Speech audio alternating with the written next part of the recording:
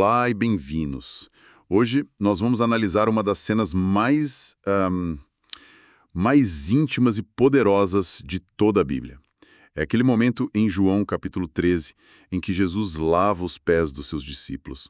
É uma passagem que, sabe, muitos de nós já ouvimos, mas que, quando a gente olha de perto, ela revela uma profundidade assim, surpreendente. É verdade. É uma cena que acontece quase na penumbra, poucas horas antes da crucificação. E o que parece ser um gesto simples, um ato de hospitalidade, na verdade é uma declaração de identidade, uma lição sobre liderança e um símbolo profundo do que estava para acontecer. Nossas fontes para hoje, que são uma coleção de comentários teológicos, históricos, nos ajudarão a desvendar essas camadas todas por trás do gesto. Exato. E a nossa missão aqui é justamente ir além da superfície da história. Queremos entender o choque cultural que essa atitude provocou, decifrar aquele diálogo quase enigmático entre Jesus e Pedro e, por fim, compreender por que esse ato de humildade radical continua sendo tão transformador para a gente hoje.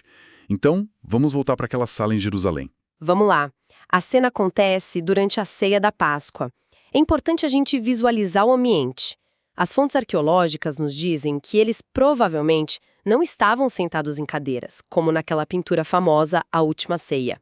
O costume romano, que era comum na época, era se reclinar em divãs, sabe? Os triclinos, dispostos numa forma de U. Ah, sim. E isso criava uma dinâmica de honra, de status. Jesus, como anfitrião, estaria no lugar de maior destaque. Entendi. E o texto diz que, no meio da ceia, Jesus se levanta. O que vem a seguir é uma sequência de ações muito deliberadas. Ele tira a veste exterior, pega uma toalha, amarra na cintura, derrama água numa bacia e começa a lavar os pés dos discípulos. Para a gente hoje, isso pode parecer só um gesto de gentileza, mas no contexto da época era algo absolutamente chocante, não era? Completamente. E aqui o contexto cultural é fundamental. As estradas eram de terra, as pessoas usavam sandálias abertas, os pés ficavam imundos. Lavar os pés de um convidado era um dever básico de hospitalidade. A questão crucial que as fontes apontam é quem fazia isso. Certo. Era a tarefa do servo de mais baixo escalão, do escravo. Alguns comentários até mencionam que era um trabalho tão servil que nem os servos hebreus eram obrigados a fazer.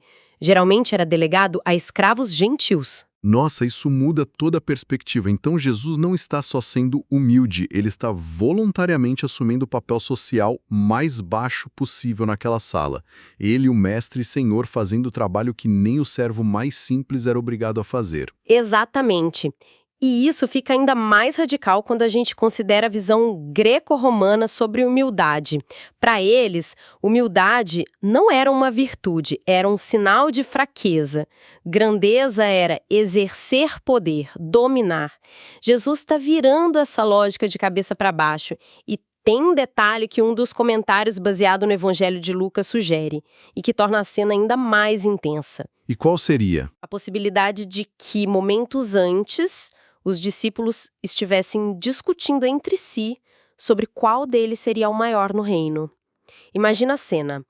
Eles ali preocupados com status, com posição de poder, e, em resposta, Jesus não dá um sermão. Ele se levanta em silêncio e dá uma demonstração prática inesquecível do que é a verdadeira grandeza. Ele se torna o menor de todos. É uma imagem muito forte. O silêncio dele deve ter sido ensurdecedor naquela sala, enquanto todos o observavam assumir a posição de um escravo. E é nesse ponto que ele chega em Simão Pedro.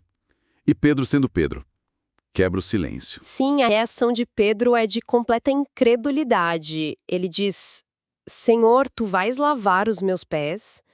A gente quase consegue sentir o choque na voz dele. É uma mistura de reverência e horror. Para ele, a ordem natural do universo estava sendo invertida. O mestre não pode, não deve se rebaixar dessa forma. E a resposta de Jesus é, a princípio, um pouco misteriosa, né? Ele fala: o que eu faço você não compreende agora, mas vai entender depois. Mas Pedro insiste. Ele é taxativo. Nunca me lavarás os pés. E é aí que a resposta de Jesus eleva totalmente o nível da conversa. Ele diz: se eu não os lavar, você não tem parte comigo. Isso soa quase como uma advertência. Por que uma reação tão forte a um gesto de humildade? Essa é a questão central. Porque, nesse momento, Jesus está deixando claro que aquilo não era só sobre pés sujos ou etiqueta social. Era sobre a própria natureza do seu ministério, do seu reino. Ao dizer você não tem parte comigo, ele está dizendo a Pedro: se você não aceitar este Messias que serve, que se humilha, que se esvazia, então você não entendeu quem eu sou. Recusar o meu serviço é, na essência, me recusar. Uau! Ou seja, a condição para ter comunhão com ele era aceitar o seu serviço humilde. Não era uma opção, era o fundamento. Exatamente. Não se tratava de Pedro ser digno ou não de ter os pés lavados. Tratava-se de Jesus definindo a base da comunhão com ele, a graça que serve e purifica. E Pedro, ao ouvir isso, tem outra reação impulsiva, né? Vai de um extremo ao outro. Sim, é tão típico dele. Ele diz: Senhor, então não só os meus pés, mas também as mãos e a cabeça. Se é tão importante assim, ele quer o pacote completo. Mas a resposta de Jesus a seguir parece à primeira vista uma contradição. Ele diz que quem já se banhou precisa apenas lavar os pés, pois no mais está limpo. O que ele quer dizer com isso? Se eles já estão limpos, por que a necessidade de lavar os pés? E aqui está a chave teológica de toda a passagem. É o momento em que um gesto prático se torna uma profunda lição espiritual. As fontes que a gente analisou são unânimes em apontar que no grego original Jesus usa duas palavras completamente diferentes para lavar. E essa diferença é a essência do que ele está ensinando. Duas palavras diferentes. Isso é fascinante. Quais são elas? A primeira para o banho completo é lou. Significa um banho de corpo inteiro, uma lavagem completa. Teologicamente, isso é interpretado como a purificação única e definitiva que acontece na salvação, sabe? No momento da conversão, é o ato que nos torna posicionalmente limpos diante de Deus, um evento que acontece uma só vez. Entendi. O banho completo, lou, é a salvação. Um ato único e transformador. E a segunda palavra? A segunda palavra, usada para lavar os pés, é nipto. É um termo mais específico que significa lavar uma parte do corpo, como as mãos ou os pés. Essa palavra representa a limpeza contínua, a limpeza diária. É a imagem de alguém que já tomou seu banho, está limpo, mas ao caminhar pelas estradas empoeiradas da vida, suja os pés. Essa sujeira simboliza os pecados e as falhas do dia a dia, que não nos fazem perder a salvação, o banho completo, mas que atrapalham nossa comunhão, nosso caminhar com Deus. Que metáfora visual poderosa. Então Jesus está criando uma distinção clara entre salvação e santificação. Ele está dizendo aos discípulos: vocês já tomaram o banho da salvação. Vocês pertencem a mim. Mas enquanto caminharem neste mundo, vocês vão acumular a poeira do caminho e precisarão constantemente vir a mim para essa limpeza diária, para que nossa comunhão seja restaurada. Exatamente isso. Ele estava lhes dando um modelo para a vida cristã. A segurança da salvação, o banho, não nos isenta da necessidade da confissão e do perdão diários, o lavar dos pés. Não para sermos salvos de novo, mas para mantermos um relacionamento íntimo e limpo com Ele. E no meio dessa lição profunda, Jesus acrescenta uma frase sombria que deve ter pairado no ar. Vós estáis limpos, mas não todos. Dá um arrepio só de ler. Sim, e não há dúvida, conforme todos os comentários apontam, de que ele estava se referindo a Judas Iscariotes. E aqui, a cena atinge talvez seu ponto mais intenso e desconfortável. Pense nisso. Jesus sabe da traição. Ele sabe que um dos homens cujos pés ele está prestes a tocar irá vendê-lo por 30 moedas de prata em questão de horas. E mesmo assim, ele se ajoelha. Mesmo assim, ele se ajoelha. O ato de amor, de serviço, de purificação se estendeu até o traidor. Jesus lavou os pés de Judas. Ele ofereceu o mesmo gesto de comunhão e limpeza àquele que já tinha o coração cheio de traição. Isso mostra a profundidade do amor que é mencionado lá no primeiro versículo. Tendo amado os seus que estavam no mundo, amou-os até o fim. Esse fim não é só o fim da vida, mas a extensão máxima do seu amor. É quase incompreensível. Um gesto que engloba tanta coisa. A gente vê o contexto cultural, a lição a Pedro, a teologia da vida cristã. É como se Jesus tivesse compactado todo o seu evangelho naquele ato de se ajoelhar com a bacia d'água. Sem dúvida. E isso nos leva, naturalmente, às aplicações práticas que as fontes destacam. A primeira, e mais direta, é o modelo de liderança que ele estabelece.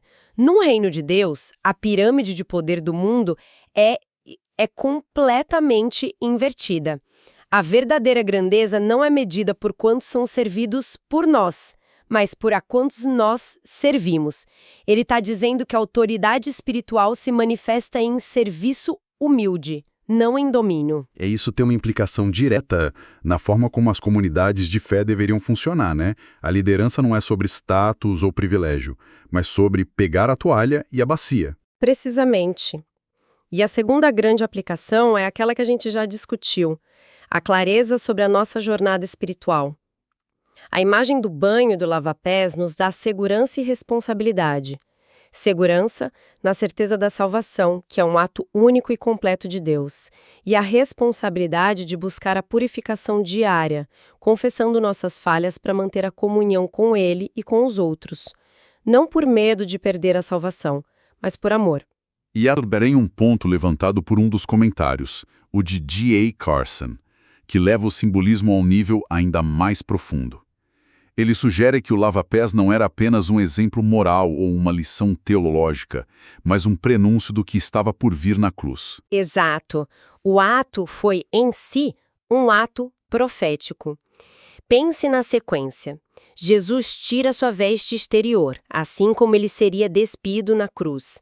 Ele se cinge com uma toalha, assumindo a forma de servo, assim como ele se esvaziou de sua glória. Ele se inclina para purificar com água, um símbolo da purificação do pecado que ele realizaria com seu sangue. O lava-pés foi uma encenação em miniatura do Calvário. Ele estava mostrando fisicamente o que faria espiritualmente por toda a humanidade. O ato supremo de serviço, sacrifício e purificação. Então, essa cena, que começa com um gesto de hospitalidade, se desdobra em uma lição sobre liderança, uma doutrina sobre a vida cristã e, finalmente, aponta para o coração do Evangelho, a cruz. É uma riqueza impressionante em só alguns versículos. Vimos como o contexto histórico tornou o ato de Jesus radicalmente subversivo. Deciframos, com a ajuda do grego original, a lição fundamental para Pedro sobre a diferença entre a salvação inicial e a santificação contínua. E testemunhamos a profundidade do amor de Jesus, que serve e purifica. Um amor que não recuou nem mesmo diante do seu traidor. Ao final, fica um retrato inesquecível de um amor que se inclina, que serve e que limpa. Um amor que nos convida a fazer o mesmo. Isso nos deixa com um pensamento final para a reflexão. Jesus sabia perfeitamente da traição que estava no coração de Judas. Ele não era ingênuo, e ainda assim ele se ajoelhou e lavou os pés dele. Isso nos confronta com uma pergunta. Até que ponto nosso serviço aos outros depende da dignidade, do mérito ou da resposta deles? O exemplo de Jesus sugere que o verdadeiro serviço, o amor genuíno, não é condicional. Ele não flui a partir de quem o recebe, mas do caráter de quem serve. É um amor que se manifesta independentemente do merecimento. Uma reflexão poderosa para encerrarmos nossa análise.